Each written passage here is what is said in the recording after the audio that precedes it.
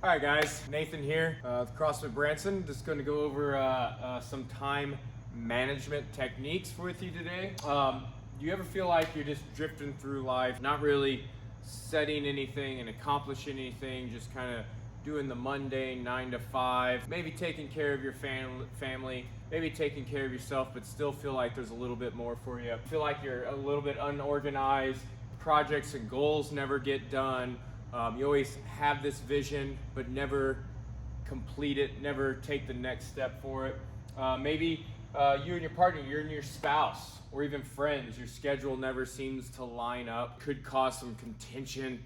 Do you want to get rid of your to-do list? If you create these to-do lists, never seem to be checking them off, or you lose the piece of paper, gets thrown away, and then you never get those things done. We're going to go over several things to help with these today, specifically using Google Calendar. So you're going to need a Google Calendar. We're creating some discipline because ultimately we want some freedom in our life, right? Some of the going gets tough, but if we have that discipline, we will see our goals through. We will create that freedom that we're all wanting. All right, guys, moving on. Just some prerequisites for this time management little clinic where I'm putting on here. Google account, Google Calendar. I am not sponsored by Google, and I'm sure there's a ton of other calendars out there to use, so whatever you use it. I particularly use my Google account, and Google Calendar is what I've been using. PC, iPad, tablet, whatever, something that you can really pull up a broad picture of your calendar. Really difficult on the phone. I use my phone for any instance that I need to check my calendar very quickly, but when I'm building it, when I'm using it, I like a large screen. We're going to talk about a couple common mistakes initially starting out. You get on your calendar, and every hour you're allotting for a project, for a goal, for a task, for a reminder, and you have no time in between tasks. That is a mistake, because of you need time to move from one project to the other. Whether you gotta get a snack, use the bathroom, take a phone call, change a diaper, you need to allow some transition time in between there. Looking at my calendar here, I try to have these gaps in between. Gonna go ahead and take off my wife's calendar here, but I try to set up so these are clients that I have coming in to talk about joining my gym, so I like to have a gap between them to allow for time for transition periods. Some of these are close. I make some of these common mistakes too. I'm learning how to use this, diving into this, getting better at it. Some of my meetings, luckily these two meetings here are set up to have one right after the other, but I'm in the same spot. Right? And typically, sometimes, I'm not gonna lie, I have to tell one person, hey, I gotta go use the bathroom, or I need to grab a cup of coffee or whatever in between those meetings. So setting yourself up for better success, have these gaps in between there, okay? Underestimating how long a task might take. I, again, do this a lot. These clients that I have here, I typically love talking to people, love socializing, so I end up talking to them probably a lot longer, and that task typically goes over a little farther. So once you start getting into your tasks, understanding how long those things are gonna take. Set a timer. Maybe you set a timer on some reoccurring tasks, and you find out exactly how long these type of things take, and then you know how to allot your time for it into the future. And the to-do list. Start creating all these to-dos down this piece of paper. It feels really good to write these things down. It feels really, really good to check those things off. But what I have found for myself is that the piece of paper gets lost in a backpack, on a desk at home, at a desk at work, and next thing you know, I haven't seen the thing in 3 weeks, and my to-do list has disappeared, and I'm not carrying it around with me wherever I go. What I like to think about, if it's no less, or if it's less than a 15-minute task, can I get it done immediately, right then on the spot? Can I knock it out? If it's going to take longer than 15 minutes, then maybe I should then put it on my calendar instead of on a to-do list. Okay, and I'm going to show you on the calendar how to plug that in, or an example of me plugging it in into a spot, looking at, hey, I've got this thing, I need to put it on my to-do list, but I know it's going to take me 15 minutes. I'll open up my calendar. Where down the week, next week, can I actually plug it in to then allot time to work on that? So if you noticed here, one example here is I wanted to organize my 1-year-old's photos. We tried to take a photo every single day. The first year she was alive, it was really difficult, and I might have gotten like 10 photos in one day, no photos in another, but I did compile those, and I want to work on building a scrapbook. So instead of putting that in a to-do list, I looked down the line. This was a week or two ago at my list.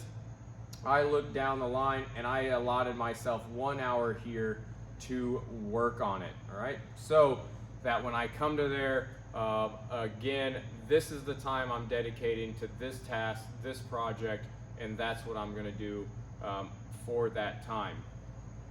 One thing that bites me in the butt sometimes on these to-do lists is not focusing on that task at hand. So I might find myself squirrel and want to drift into something else, but I need to know that this time that I allotted for getting Ripley's first year photos, this is the task I'm going to focus on at hand, and I try not to be pulled in other directions, especially it's a rather big task and a big time block. I want to focus on that and only that. We can then move on from the to-do list, and if you notice, this is going to require more than one time block to do that. Maybe then you need to have a reoccurring time block on that as well. So moving over back onto here, so if I know that I need to work on, say, Facebook posts for my business every single day, then I can create at 7 a.m. Facebook posts, and then I can repeat that weekly on Mondays, annually, monthly on the second Monday. You could really even customize it. I want to do Mondays, Wednesdays, Fridays, repeat every week. Done. Save. And then you notice now my Facebook post, this is the time I have allotted for making content for my business every Monday, Wednesday, Friday at 7 a.m. That is now blocked off. I can't put anything else on there. I already had one meeting here for an example, but this is the time that I'm going to allow to create content. So it's not just a short to-do task. I need to start recreating, redoing this every day. So that segues us into utilizing reoccurring events. This helps focus on that one thing. Again, I said I have a tendency to see a squirrel. I'm chasing it. My baby, running a business, adventuring, people to talk to in here, workouts to do, food to go get, things like that. I will typically bob and weave sometimes through life and not focus on one thing at hand. So when I'm looking at time blocking my calendar, if you notice here, I try to work out at 5:30 a.m. So I time block that. I know I coach the 5:30 a.m. here, so that's why I've blocked that time to coach. But Monday through Thursday, I have allotted my time, if my day gets busy here, that this is my workout time. I also can try to work out at 9. I usually have some free time around 9 a.m. if that doesn't happen. And then if it doesn't happen again, I have another fallback here at 3:30, or I might just have to do it by myself in a class. But the first thing I've knocked out is my workout time. Other reoccurring things, I have a general manager meeting once a week. I have a mentor meeting once a week. I have a growth marketing meeting once a week. I have a Power in Numbers business group that I have once a week, which if you are a gym owner, shameless plug here, if you are a gym owner and you've tried all the mentorship programs out there and none of them are quite fitting, none of them have really helped. I suggest going and looking up Fitfiliate.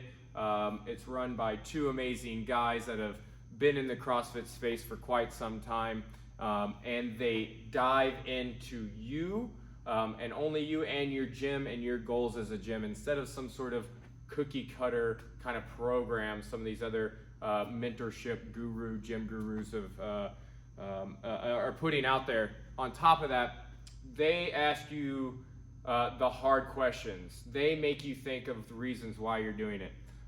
They make you answer your own questions. They make you solve your own problems, which inherently is better. They're actual coaches. So, shameless plug. Sorry for getting off topic for the time management thing, but thanks Fitfiliate, for the guys at Fitfiliate, my Avengers crew that I'm with, the Power in Numbers group I'm with. It's why I'm even doing this sort of thing for you guys. So, back to the Google Calendar. I have created these reoccurring events in here. Not only do the reoccurring events help to plug that in when I go to have any of these client meetings, these are scheduled out from a scheduler that's to the public. So once I have these reoccurring meetings in here, my time is now blocked and protected, so that when a client tries to schedule with me, they see on my calendar that that time has blocked. It is protected, so I can focus on that one thing. Okay? This could be anything. This could be work you need to do. This could be fun things. This could be workouts. Anything you need to put in there to protect your time. I realize that my calendar is going to look a lot different from everybody else's. I'm a business owner. My times of everything are very flexible. That is the reason why I own a business. So I've been able to create this freedom. Discipline equals freedom, if we go back to that. So this calendar might not look typically like a 9 to 5 person. If it does, okay, or if you are that 9 to 5 person, then maybe you need to block off your 9 to 5 job in there. That might be one of the first things that you put in your calendar that is a reoccurring event. This is the time that I know I'm going to be at work every single day, and then you can start plugging in your other projects, your other goal setting things, your other tasks, your other workout times around what you know is your 9 to 5. Moving on to why we even do all this stuff. Again, for me, discipline equals freedom. Plan fun things. All right, I have been told that I will not sacrifice my freedom. This can be time with your kids, time for yourself. This could be your hobbies. For me, mountain biking, dates. This is an important one in the hustle and bustle in life, to be able to make sure you're still focusing on the ones that are important with you, the ones that are your rocks. And then your side hustle. So, planning things like I put on a off-road triathlon. So I want to make sure that I'm a blocking time off to be working on that. If you talk about syncing your schedule with your significant other, we can come back to the Google Calendar. I have my wife in here as other calendars. I've added her to this other calendar list, and if I click on it, it then brings up her calendar here. Now, it can start looking really, really scary when you start getting it on there, but now we can start to sync up things. When appointments, she gets appointments booked, it gets plugged in here. I know that I either need to maybe watch the baby during that appointment, or that I need to be available for her during that appointment, or I can't block something. Maybe she makes plans for us. Maybe she makes a date that she wants to go on and blocks it off in the calendar. This way, I can always come back to here and block off time around things, and that way we're syncing our schedules. And it's pretty cool. It's as quick as clicking it and unclicking it, and then I see her. Typically, I like to leave it on, and we do our best scheduling around each other as much as we can. Without this, there is no scheduling around each other. You really are kind of in your own heads on what your schedule looks like. So when things start getting more complicated, when you start adding stuff to your time to be more productive, having that awareness of what your significant other is doing.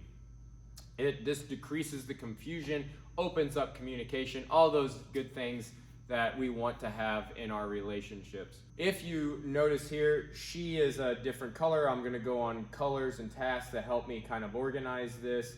But some of these meetings, I try to pick up. I know when she's working out. I know when she has personal training clients. I know when she has facials and massages and things like that. I know when she's meeting with friends. So and I switch it to color, and I know that's the color for her appointments that she has. You can have a multitude of other calendars on here and syncing with people, your employees, your coworkers, your friends. I mean, the sky's the limit on who you can sync your calendar with. I'm lucky enough that this also syncs to my work software as well, and my booking software as well. So when creating events in your calendar, now this isn't a tutorial on exactly how to use Google Calendar. I'm sure that's out there. I've learned by just opening it up and start clicking around and trying to break things. That's how I typically learn the best, is just start utilizing it, and you'll start to learn how to utilize it and or teach it to somebody else. That's how I also learn a lot of the things I do. But I have the color system here, and then keeping event titles simple when creating events like this. If you look and noticed on my personal calendar, again, I mentioned my wife's a certain color, my appointments are a certain color, my workout.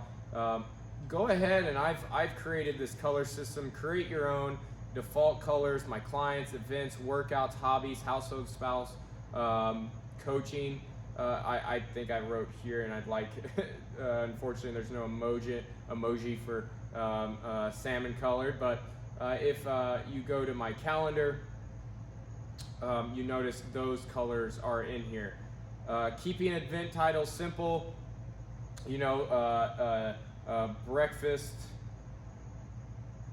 breakfast date, adding that title in here. I capitalize F, that's the CrossFitter in me. Keeping titles simple, you want to read it quick and know and understand exactly what it is. You create the date here. Is it a task, a reminder, or an appointment schedule? I haven't dug into this one yet. You can add, so I would add my wife here so she could pull up her email very quickly. Boom, I could add her in there. I can make it a Zoom meeting. I can even add where we're having breakfast, and then here's where I can change the color. And if I go back to what my color system is, she is red, and so I click, or tomato. That's cool.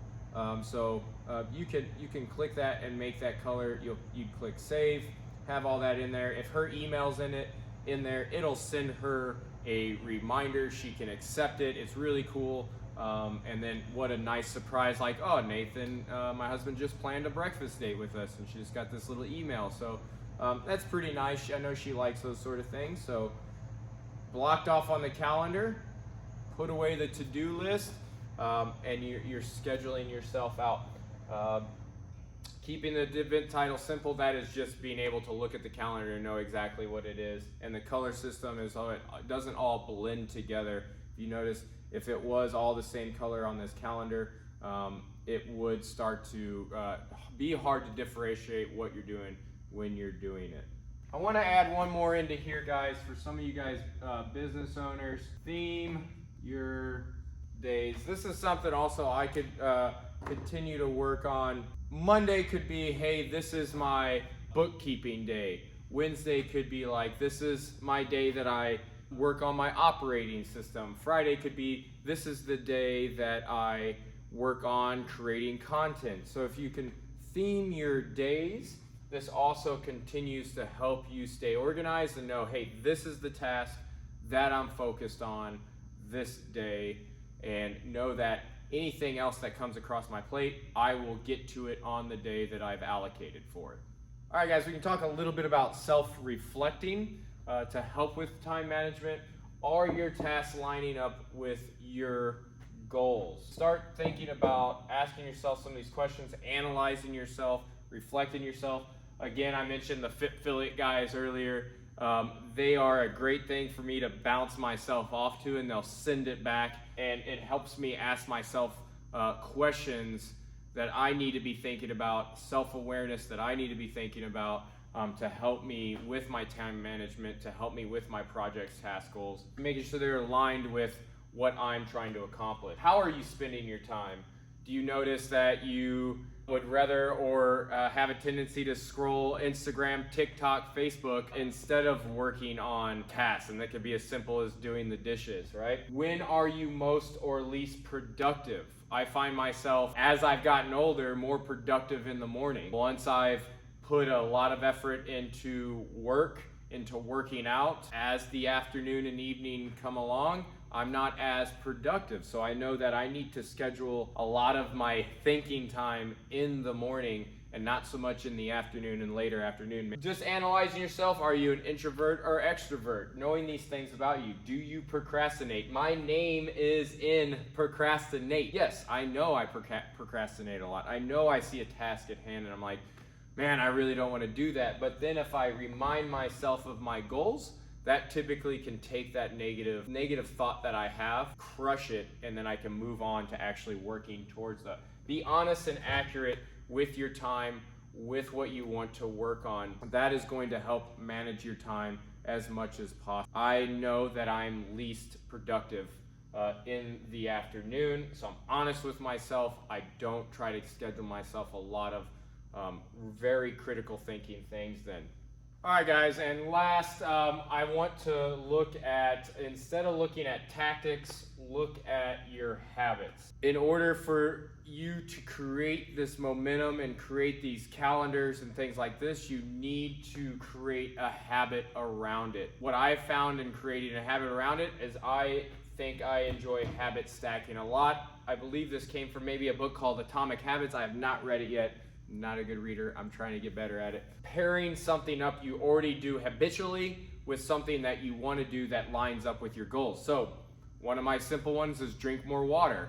What do I do in the morning? I come over to make water, boil water for my coffee. I have a water glass there. Before I do all that, I chug a glass of water in the morning. So I'm stacking that with a habit of making my water for coffee, heating my water up for coffee. I'm stacking that already with that habit there. Guys, I hope you enjoyed this little bit snippet of time management. I hope it can help you get towards your goals, get towards projects, things you want to accomplish, create some momentum towards that, organize your life a little bit, create that freedom. If you're in the Branson area, not in the Branson area, and you want some help, feel free to reach out to me. You can find me on CrossFit Branson's website. You can find us on Instagram, on Facebook, on YouTube. Like and subscribe to our channel. If you guys need help with this time management, if you need some accountability with that, with even working out, nutrition, things like that, please get a hold of me, and we'll see how we can help you. All right, thanks guys.